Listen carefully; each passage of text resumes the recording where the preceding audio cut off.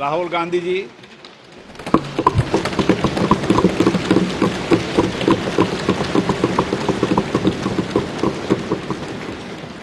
Speaker, sir, I'd like to congratulate you for your successful election. For the second time that you have been elected, I'd like to congratulate you on behalf of the entire opposition, on behalf of the India Alliance.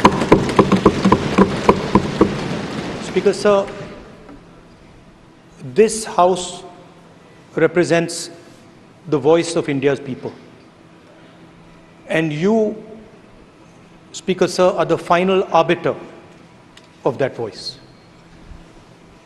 Of course, the government has political power, but the opposition also represents the voice of India's people. And this time, the opposition represents significantly more voice of the Indian people than it did last time. Speaker, sir, the opposition would like to assist you in doing your work. We would like the House to function often and well. Speaker, sir, it is very important that cooperation happens on the basis of trust. It is very important that the voice of the opposition is allowed to be represented in this House.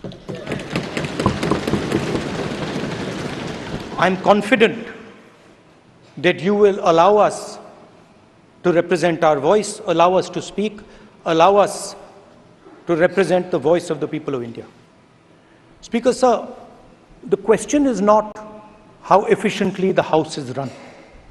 The question is how much of India's voice is being allowed to be heard in this House. So the idea, Speaker, sir, so the idea that you can run the House efficiently by silencing the voice of the opposition is a non-democratic idea. And this election has shown that the people of India expect the opposition to defend the Constitution, the Samvidhan of this country. And we are confident that by allowing the opposition to speak, by allowing us to represent the people of India, you will do your duty of defending the Constitution of India. I'd like to once again congratulate you, Speaker, sir, and also all the members of the House who have won their election. Thank you very much. Lok Sabha के नवनिर्वाचित अध्यक्ष जी को मैं बहुत बहुत बधाई और शुभकामनाएं देना चाहता हूं। जहां प्रधानमंत्री जी और हमारे साथी लीडर ऑपोजिशन ने आपको बधाई दी है, वहीं मैं भी उनसे जुड़ करके आपको बधाई देना चाहता हूं। आप इस सदन के स्पीकर दोबारा चुने गए हैं।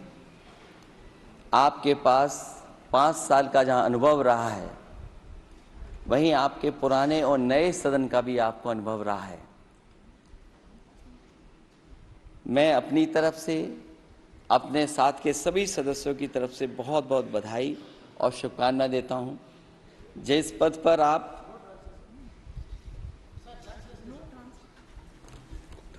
जिस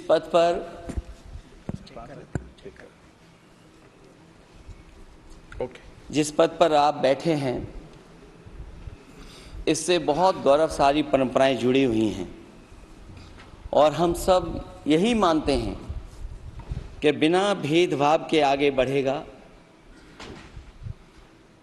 और लोकसभा के अध्यक्ष के रूप में आप हर सांसद और हर दल को बराबरी का मौका और सम्मान देंगे। निष्पक्षता इस महान पद की महान जिम्मेदारी है। आप लोकतांत्रिक न्याय के मुख्य न्यायाधीश की तरह बैठे हैं। हम सबकी आपसे अपेक्षा है कि किसी भी जनप्रतिनिधि की आवाज दबाई न जाए और ना ही निष्कासन जैसी कार्रवाई दोबारा सदन की गरिमा को ठेस पहुंचाएं।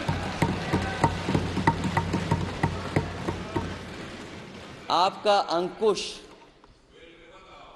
विपक्ष पे तो रहता ही है, लेकिन आपका अंकुश सत्ता पक्ष पे भी रहे।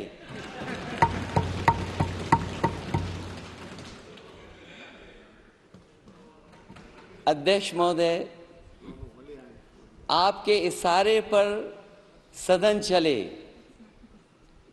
इसका उल्टा ना हो। हम आपके हर न्याय संगत फैसले के साथ खड़े हैं। मैं एक बार फिर आपको इस अध्यक्ष पद पर बैठने के लिए बहुत बहुत बधाई देता हूं। मैं सदन में पहली बार आया हूं, ये नए सदन में। मुझे लगा कि हमारे स्पीकर की कुर्सी बहुत ऊंची होगी, क्योंकि मैं जिस सदन को छोड़ के आया हूं, अध्यक्ष जी, उसकी कुर्सी बहुत ऊंची है। उस समय भी मैं अध्यक्ष जी किसको कहूं कि ये कुर्सी और ऊंची हो जाए। जहां ये नया सदन है, वही मैं आपकी पीठ के पीछे देख रहा हूं, पत्थर तो सही लगे हैं, सब कुछ अच्छा लगा है, लेकिन कुछ दरार में मुझे कुछ सीमेंट अभी भी लगा दिखाई दे रहा है। अध्यक्ष महोदय, मुझे उम्मीद है कि आप जितना सत्ता पक्ष का सम्मान करेंगे, उतना ही विपक्ष का सम्मान कर करके हमें भी अपनी बात रखने का मौका देंगे। मैं आपको बधाई देता हूं, शुभकामनाएं देता हूं, हर तरीके के साथ आपके साथ हैं। बहुत धन्यवाद।